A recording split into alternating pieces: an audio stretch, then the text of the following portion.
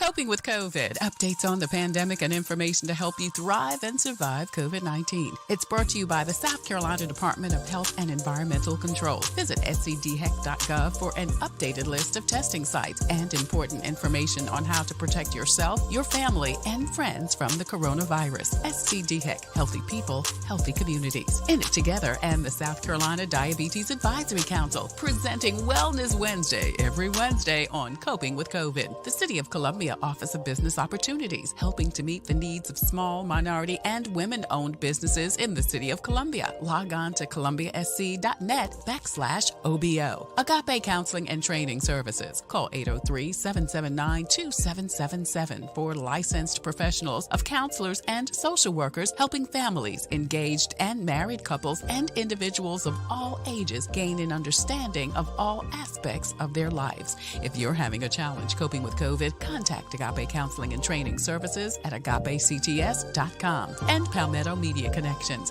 connecting media and communities together. Coping with COVID, brought to you by SCDHEC. In it together, the Diabetes Advisory Council, the City of Columbia Office of Business Opportunities, Agape Counseling and Training Center, and Palmetto Media Connections. Coping with COVID with Tre Tailor.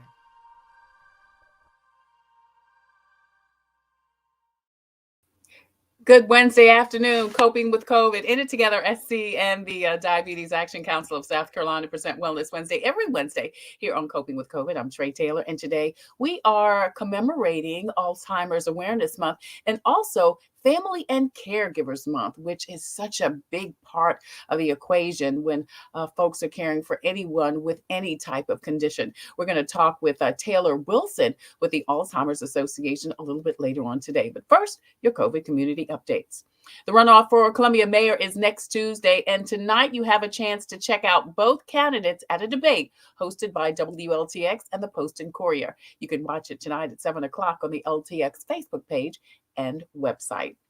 You can officially unmask in the City of Columbia. The City Council voted yesterday to end the mask mandate that was put into place in October due to the rise in coronavirus cases. Forest Acres also has ended their mask ordinance, but Richland County says they'll keep theirs in place for now. Finally, millions of dollars are still available for rental assistance, and with the eviction moratorium ending in August, there's definitely still a need. SC Housing, the entity that is distributing the federal funding, says their SC Stay program is assisting families in 39 South Carolina counties. SC Legal Services is also available to provide legal assistance at no cost to you. Check the screen for more info. SCDHEC has your most up-to-date list of times, dates, and locations for COVID testing for adults and children 5 through 11 years old. Visit scdheck.gov for more information. COVID vaccines are being offered at the VA for all veterans. So if you are a veteran, please contact the VA and set up your appointment to get your COVID vaccination. Kroger pharmacies are among the retailers that are offering COVID vaccinations. Check the screen for details there. Also, CVS is offering vaccines at locations, including those in Target stores. Brooklyn Baptist Church has a vaccine clinic that's open 7 days a week. And again, all of these vaccine clinics are offering the COVID vaccine for children. Now, the library is offering free self-collection kits.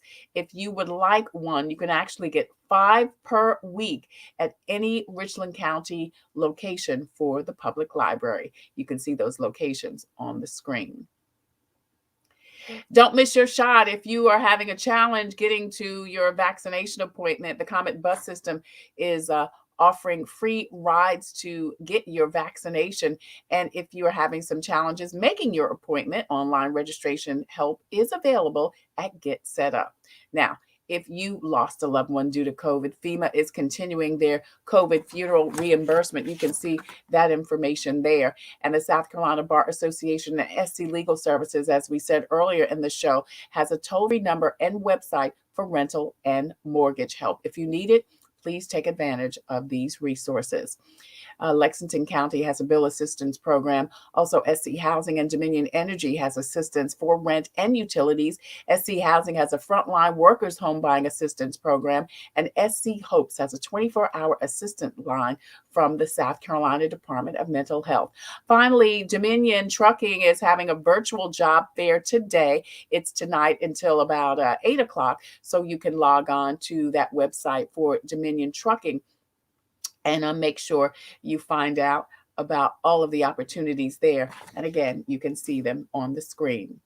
In It Together, SC and the Diabetes Advisory Council present Wellness Wednesday every Wednesday here on Coping with COVID. I'm Tre Tailor. Thank you so much for joining us. Hey, don't forget to post and share this information out so we can get the message to the masses. And also, please, if you have a question or comment, we would love for you to do that. You can place it in the comment section right below your screen. Speaking of which, we want to say hi to Betty Fisher. She always joins us here on Wellness Wednesday. Hey there, Miss Betty. Thank you so much for joining us. Coming up, we're going to talk with Taylor Wilson. She's with the Alzheimer's Association, and she is going to talk about Alzheimer's. It's Alzheimer's Awareness Month, and it's also Family and Caregivers Week. She always has such great information, and she's going to join us next on Coping with COVID. But first, I want to tell you, Coping with COVID is streaming live on the In It Together Facebook page. Please go over there and hit like and share and follow. And don't forget to check out the In It Together Facebook page. Not only can you watch Coping with COVID and Wellness Wednesday every Wednesday at 2 p.m. Eastern Standard Time, they have got so many great resources on that page about diabetes, diabetes awareness, diabetes prevention assistance programs, and all types of healthy living and eating tips. We're also streaming live on the Tailor Made Production page on Facebook. Please go over there and hit like and share and follow. And not only will you be able to watch Coping with COVID and get those notifications when we go live Wednesday, Thursday, and Friday at 2 o'clock, and also first Monday, Fun Day Monday with George Wallace. We're also streaming live on YouTube. I want to say hi to all of you YouTubers. Please hit the subscribe button. And we also have a presence on Instagram and on Twitter. We're going to take a quick break and come right back with Taylor Wilson from the Alzheimer's Association. You're watching Wellness Wednesday from In It Together SC and the Diabetes Advisory Council of South Carolina. I'm Tre Tailor. Computers, they're a part of our everyday life. But when they're not working, they're an everyday problem. So call Computers Unique, your everyday solution. 803-351-5821. Is your computer running slow? Won't turn on? Do you need a screen replaced? Or maybe you just need another computer? Well, Computers Unique is your one-stop shop for all your computer needs. They have a wide variety of new and pre-owned PCs, Macs, and tablets. So call Computers Unique, Dutch Square Mall. 803-351-5821. 803-351-5821. Let Palmetto Painting Services take the worry out of your next home painting project. We can paint anything. Our business is about interior painting and exterior painting. We offer services for residential and commercial properties. Restore the life to your home with a fresh coat of paint from Palmetto Painting Services. References are available upon request. Give us a call at 803-546-4570 today. The Comet gives me a reliable source of transportation. It's very convenient to me, and they have wonderful drivers. It's clean, and it builds community. It's fun to meet people. It makes me feel like really independent. It's just fun. It's always going to be there and gets me everywhere I need to go. We try to ride every single day. Comedy is our livelihood. You're watching Coping with COVID, updates on the pandemic and information to help you thrive and survive COVID-19. It's Wellness Wednesday, and It Together SC and the Diabetes Action Council of South Carolina present Wellness Wednesday every Wednesday here on Coping with COVID. Hey, don't forget, we are actually streaming live on the In It Together Facebook page. Please go over there, hit like and share and follow. Not only can you watch Wellness Wednesday every Wednesday, but you can also get all types of great information about diabetes, diabetes prevention programs, and great tips about keeping your health and your conditions up to par. We're also streaming live on the Tailor Made Production page on Facebook. Please go over there also, hit like and share and follow. Not only will you be able to find out when you can watch Coping with COVID Wednesday, Thursday, and Friday at 2 p.m., but also Fun Day Monday with comedian George Wallace. We're also streaming live on YouTube. Hello to all of you YouTubers. Thank you so much for watching. And please don't forget to hit the subscribe button. Taylor Wilson joins us now with the National Alzheimer's Association. It is Alzheimer's Awareness Month, Taylor, and also it is National Caregivers Month. So this is a great time to talk to you because there are specific needs for those folks who care for people in our community that have any kind of condition. But of course, today we're talking about Alzheimer's. Thanks for joining us again today. Thank you for having me. I really appreciate that you brought up that this is also National Family Caregiver Month, because in November, during Alzheimer's Disease Awareness Month, the Alzheimer's Association specifically focuses in on our 11 million caregivers across the United States and their needs. Being a caregiver for someone with Alzheimer's is particularly demanding. These adults need a little bit more assistance, a lot more help with activities of daily living, and it can become incredibly stressful for our caregivers. We know a lot of the caregivers are daughters. We know a lot of the caregivers are in a sandwich generation, meaning that they are caring for their elderly parents, but also still raising children. Yeah. And so we also know that these caregivers will neglect their own health in order to be able to continue to caregive. So in this time, we like to make sure that we're supporting our caregivers and reminding them that self-care is important. You cannot pour from an empty cup. There are support groups available. There's Alzheimer's Caregiver Respite available in South Carolina. And also reach out to your friends and your other family members and ask for what you need. If you need a break, ask for that. It's okay. And so that's really what November is about for the Alzheimer's Association. And that is so important because we see this in anyone that's caring for someone, whether it's children or adults with a condition. You're focusing so much on the person, you forget about you. And then the thing is, if something happens to you, what's going to happen to the person you're caring for? So it's not being selfish, it's being selfless. Right. And so, you talk about some of this stuff. We said, one in three caregivers is 65 years or older. That is incredible because that person is already having their own health, their own issues. And, that's incredible. 41% of caregivers have a household income of $50,000 or less. How are you providing that care and still taking care of yourself? And how much of an importance is that? Because we know that the lifetime span of care from somebody from the time they're diagnosed with dementia until they pass away can be upwards of $400,000.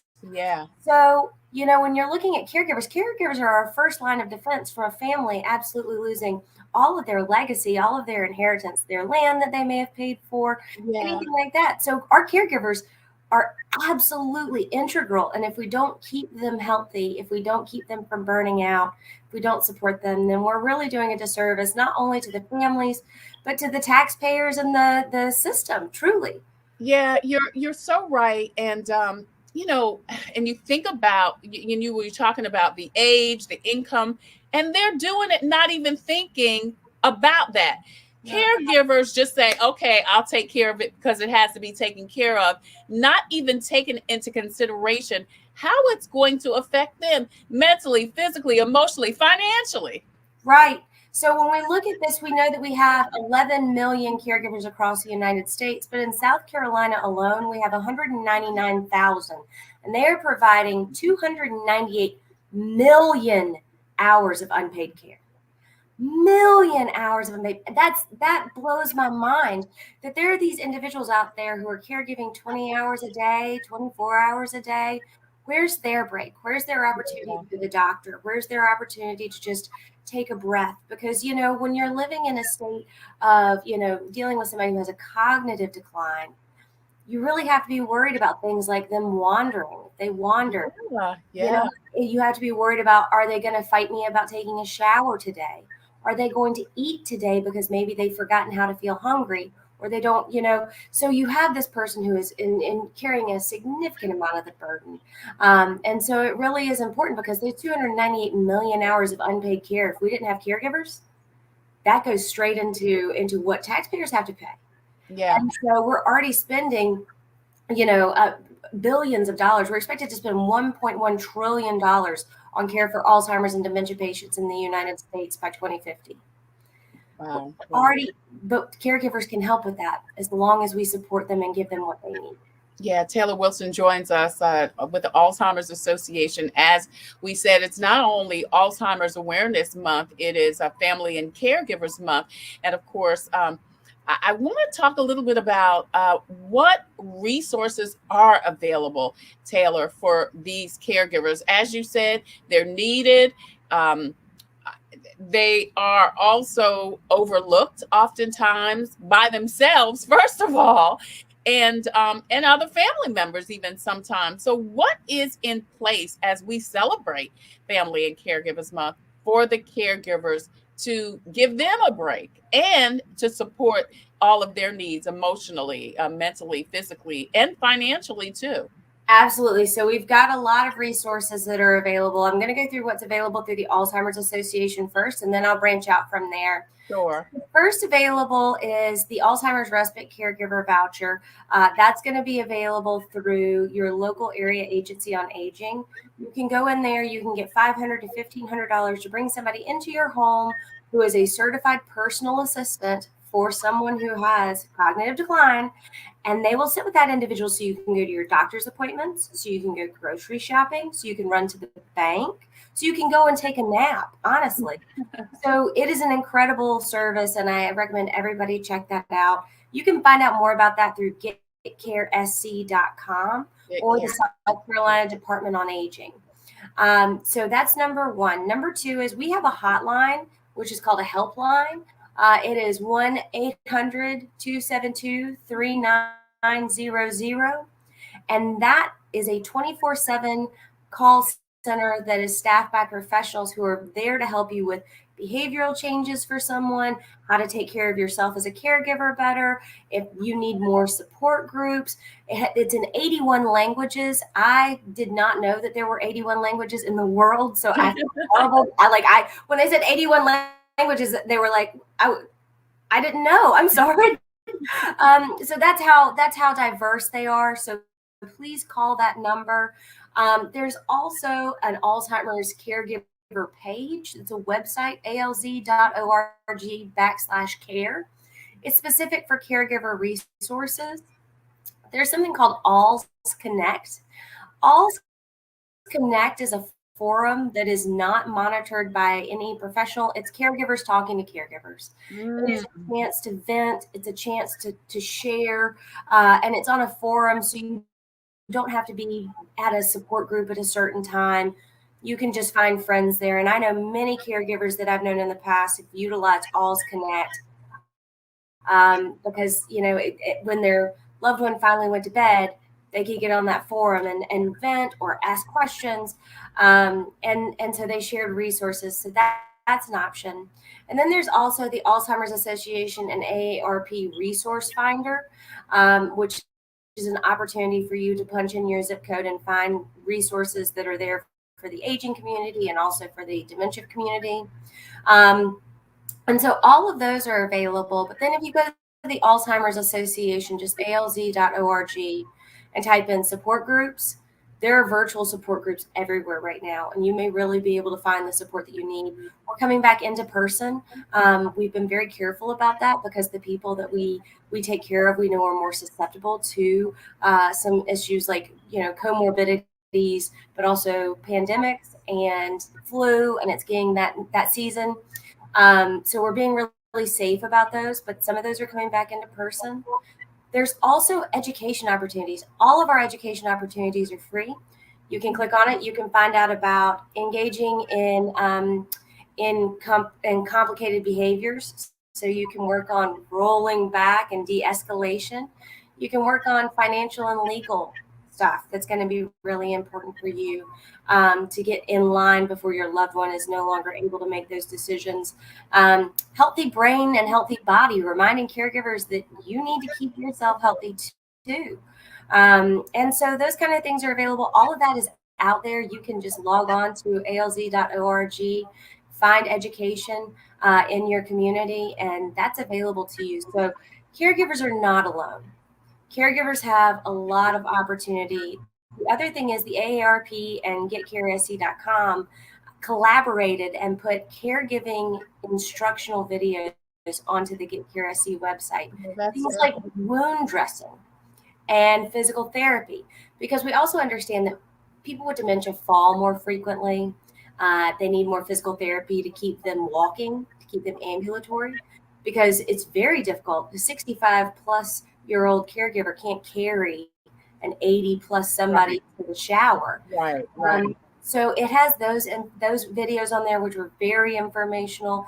I, as a former caregiver, wish that I had that.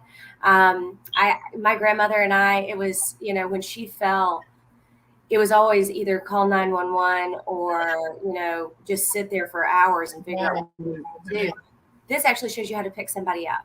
And so all of that stuff is really important. And I hope that people go and look at it. I think that for November, my wish would be that everyone, number one, thanks a caregiver, because wow, they're doing a heck of a job. Yeah. But also that you reach out and try and see what they need. Help a caregiver get a break, give them a breather. And even if it's just sending them resources saying, hey, I know you've been working on physical therapy and they've been fighting you. Right. Here's maybe a how-to video. So I think that that's, really what our Awareness Month is about. It's awareness of Alzheimer's disease, but also the caregivers who are on the front lines every day. Yeah, that is so encouraging to know that there are so many resources available for caregivers. We're going to continue to post and share this out and put that graphic out on social media, because I wonder how many caregivers really know about all of the resources that are available. I mean, because sometimes you're so focused on doing the caregiving. Again, not only are you not looking out for yourself, your health wise, you're not seeking the resources. Sometimes you think you're all alone in it.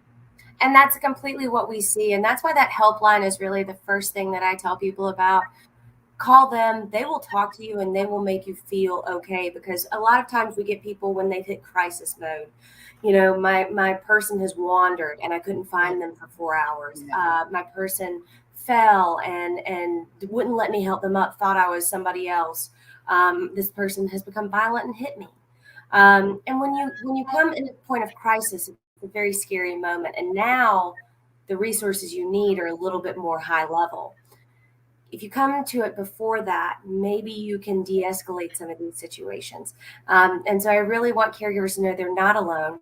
There's tons of resources and everybody is so ready to help. The Alzheimer's Association, the Department on Aging, the area agencies on aging, AARP, this is what we're here for. This is what our passion is to be there to support them through this very long journey. Yeah, it's Family and Caregivers Month. Taylor Wilson joins us with the Alzheimer's Association. She just shared some incredible resources for caregivers. So if you are someone is a caregiver of someone with Alzheimer's, please, please, please make that call. Log on to the website. Take advantage of the many resources available and share them, because you need to focus the attention on you too. You do matter. And during this Thanksgiving season, we are certainly thankful for our caregivers. Taylor, you mentioned comorbidities. How does Alzheimer's affect those folks who may have diabetes, high blood pressure, heart disease? Well, it's interesting because more than 95% of people who have dementia or, Alzheimer's actually have another chronic condition. 73% have hypertension, 37% have diabetes, 22% have had a stroke. And what Alzheimer's does is complicates the management of these chronic diseases. So the best way that I can explain it is, my grandmother, we actually had her on some blood pressure medicine. And so she was taking it by herself because we thought she was still okay to take her medicines. She took her blood pressure medicine, forgot she had taken it, took it again. Well, blood pressure medicine drops your blood pressure quite a bit, and it can make you feel faint if you have too much of it. She kept passing out and we didn't understand. So that was 3 trips to the hospital. She was just being triaged. They weren't looking for the cause. And finally, somebody decided to count her pills. And there we go. We're 3 short. And that's when we realized that she was no longer able to handle her own medicine. Right. So it complicates that. The number of doctor's visits you have to go to. People with dementia don't like to go into new buildings or to leave their routines. Right. Doctor's visits disrupt those routines. So when they go in, they don't want to be seen. They don't want a stranger touching them. You think about trying to give somebody with diabetes their insulin. You're hurting them. You're trying to stab their finger and then stab them. Yeah. They're going to fight you. They don't know they need this. This is no longer a logical conversation. This is them battling you for it. Mm-hmm. Then the caregiver has something else to be concerned about. It's also about the management. Diabetes requires you to have a certain amount of food. Well, if somebody's forgotten that they're hungry, they've forgotten how to chew, they've forgotten how to use their utensils, they're not going to eat at the right times, and you're going to have massive fluctuations. We know that anything that involves taking medicines, my grandmother got very suspicious. She'd go, "What is this?" Right. You're like, "I promise you, it is your." Yeah. And and she's like, "Well, you take it," and I'm like, "I can't take it. I understand." Right. If it's not poison, then you try it first. You're like, no, can't, not for me. And so that kind of stuff, it really complicates things. It's the number of doctor's visits. And again, caregivers are just trying to make it. They're having to do the bathing. They're having to do all of the house chores. They're having to do everything else. And then on top of this, you have a doctor for heart. You have a doctor for diabetes. You have a doctor for this. You have a doctor for that. That many doctor's visits can really complicate it for caregivers too. And that's why the Alzheimer's Association is really pushing, and along with the AARP, the kind of no wrong door idea that, you can go and get case management at any of your doctor's offices where they talk to one another. There's no mix up in how medications are managed. And we're hoping to see that in the future. Right now we have a Comprehensive Care for Alzheimer's Act in Congress, and we're hoping that that's going to help our caregivers out a lot in that capacity. Yeah, Untitled Taylor, SC, and the Diabetes Action Council of South Carolina present Wellness Wednesday every Wednesday here on Coping with COVID. I'm Tre Tailor. Taylor Wilson with the Alzheimer's Association joins us. Taylor, we are getting ready to celebrate Thanksgiving. The holiday season is upon us. What do we need to be conscientious of, aware about, as far as Alzheimer's and holidays are concerned? So the first thing is, don't set really high expectations, because that's just going to stress you out. Be kind to yourself and have the expectations that are appropriate. Try and keep your loved one on the schedule that they're most used to. If they're used to eating lunch at 12, maybe you don't have lunch at 2. Maybe we got to move it up. Thanksgiving's got to be at 12 this year, guys. Yeah. It's also maybe reduce the size. I know that sounds harsh, but maybe instead of 30 people at the house, it's 10. And maybe you have multiple celebrations over time, but you can't have as many people there because they're going to get a little bit overwhelmed. So reduce the size. If you're traveling, make sure that you prepare yourself and your family for the changes that they might have gone through since they last saw them, and have your emergency plan ready. So take pictures of them, take all of their medical documents, take any sort of medicines they may need, make sure they have a wandering bracelet or a medical alert bracelet in case they get away from you. So come with a plan. And also, again, be kind to yourself and take advantage of the fact that if you're going to see family or family is coming over, as a caregiver, you may get to take a nap. You may get to take a break. Instead of cooking the whole Thanksgiving dinner, cook one dish and ask everybody else to bring something. Yeah. This is really an opportunity to get some rest, not wear yourself out. So that's kind of what you need to think about going into the holidays. The other thing is, make sure you start thinking about what is an appropriate gift now. Things are going to change in gift giving format for your loved ones. So start talking to your family about it now. They don't need another bird feeder. They don't need something else they have to fix. It's soft blankets and, warm booties and things like that feel good. If they like a certain sweet that's not going to hurt their teeth, it's that sweet. So start thinking about those things too now, about how your gift giving is going to change. But truly at this point, it's about their enjoyment of the moment, and you have to make some concessions, but that doesn't make the holidays any less magical or any more important to them, because out of everything, people with dementia feel love more strongly than any other emotion. Yeah. Make sure it's about the love. You mentioned gifts. What is a good gift for someone with Alzheimer's and the caregiver? So a great gift for a caregiver is some hours away from yeah. It's time. It's bringing them dinner, pre-made, hot, not something they have to heat up. It's saying, hey, I'm going to sit with him so you can go get your hair washed and blow dried. I'm going to sit with her while you go to your doctor's appointment. That's the caregiver stuff.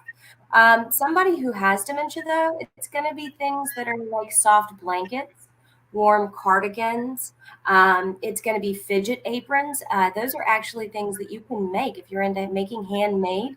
You get an apron and you put things on it. You sew things onto it that are like buttons and things, because it's almost like a fidget spinner. We know that people with dementia get really anxious, and if they don't have something to do, they'll get up and wander. These actually allow them to do like they touch, a braided robe and buttons. Oh, wow. And calm down. So if you want to do a homemade gift, a fidget apron is a great gift. And you can find information about those on Google about how to make them, and they're very neat. So, it's just about things like that. Where are they in the progression of this disease, and what do they really need? But your caregivers mostly need time and support. Yeah. Taylor Wilson joins us with the Alzheimer's Association. In It Together, SC and the Diabetes Action Council of South Carolina present Wellness Wednesday every Wednesday here on Coping with COVID. I'm Tre Tailor. It is Alzheimer's Awareness Month, but it's also Family and Caregivers Month.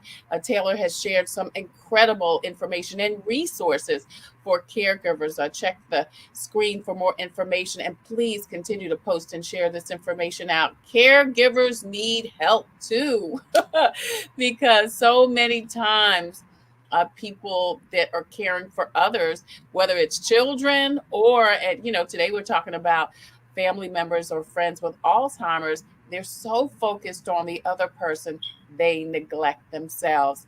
As we wrap up, Taylor, I kind of want to go backwards to end the conversation for some information that people may not know about Alzheimer's. There are a lot of facts and myths about Alzheimer's. Can you share with us a little bit more of a revelation or just some information we need to know about Alzheimer's that maybe we don't know?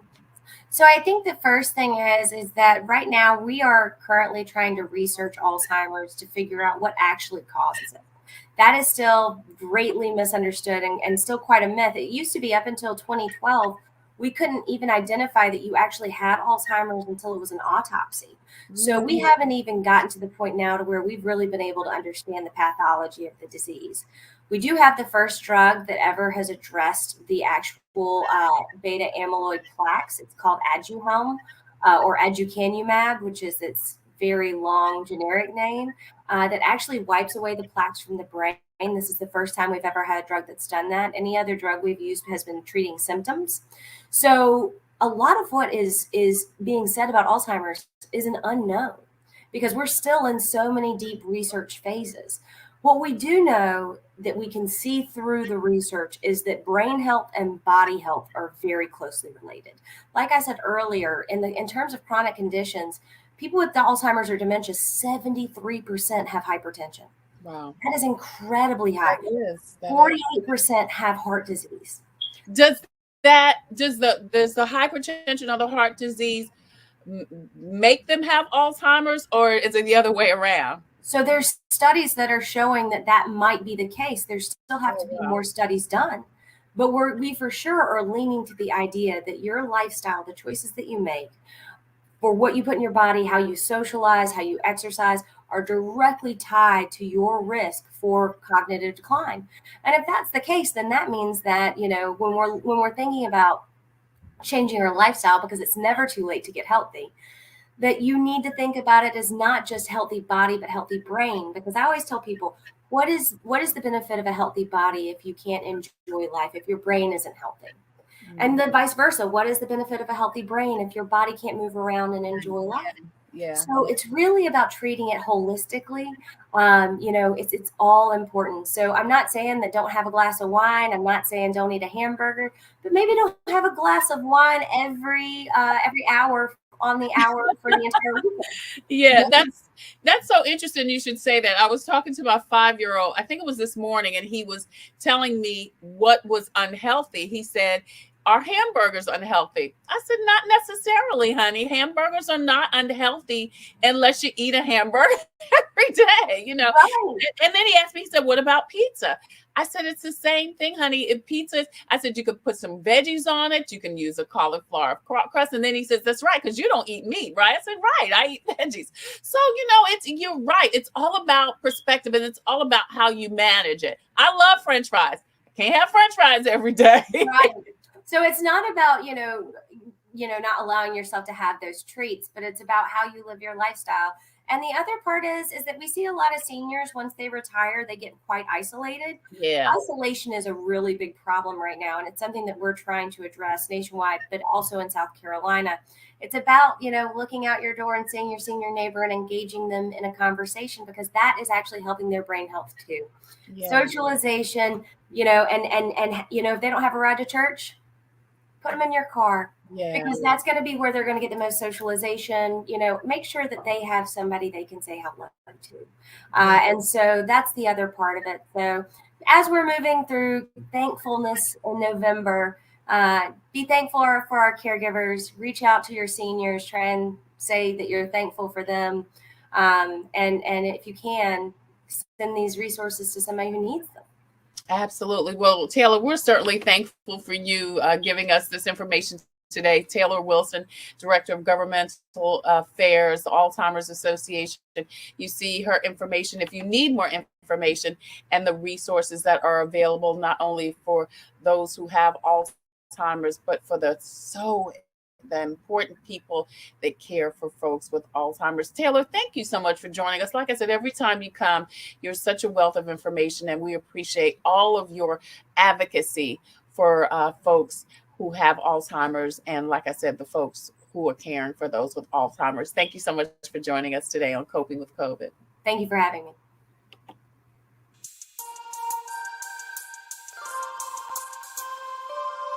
Coping with COVID and In It Together present Wellness Wednesday, brought to you by the Diabetes Advisory Council of South Carolina and DHEC's Division of Diabetes and Heart Disease Management.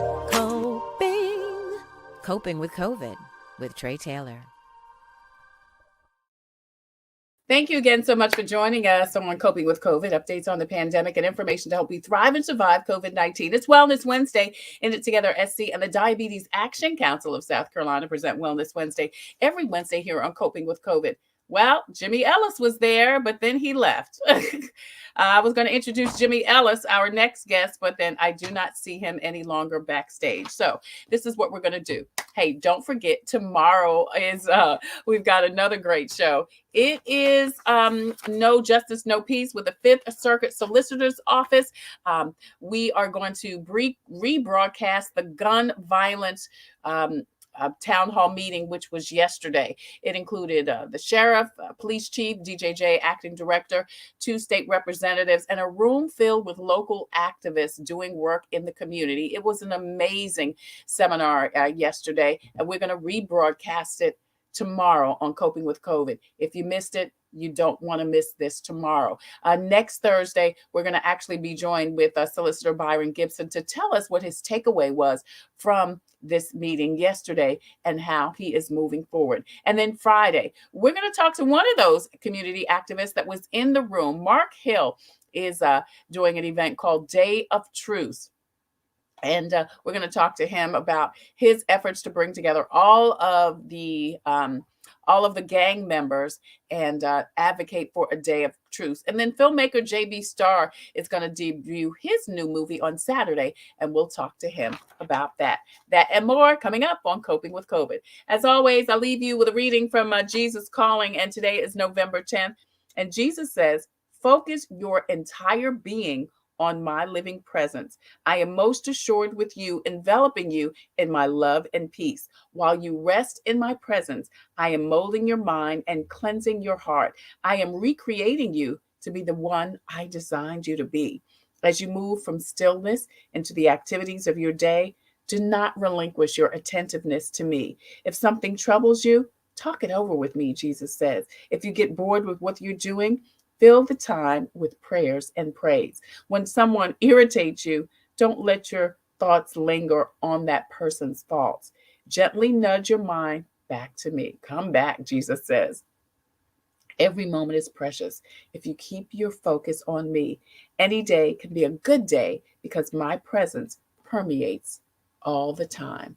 That's your Jesus Calling for today, Wednesday, November 10th. I'm Tre Tailor. Thank you again so much for joining us for In It Together SC and the Diabetes Action Council presenting Wellness Wednesday every Wednesday here on Coping with COVID. I'm Tre Tailor. Until the next time, I wish you peace and abundant blessings. Take care, stay well. Don't forget to get your vaccine. And please, regardless of what the mask mandate says, wear your mask. COVID is still out there, over your nose and under your chin. See you later.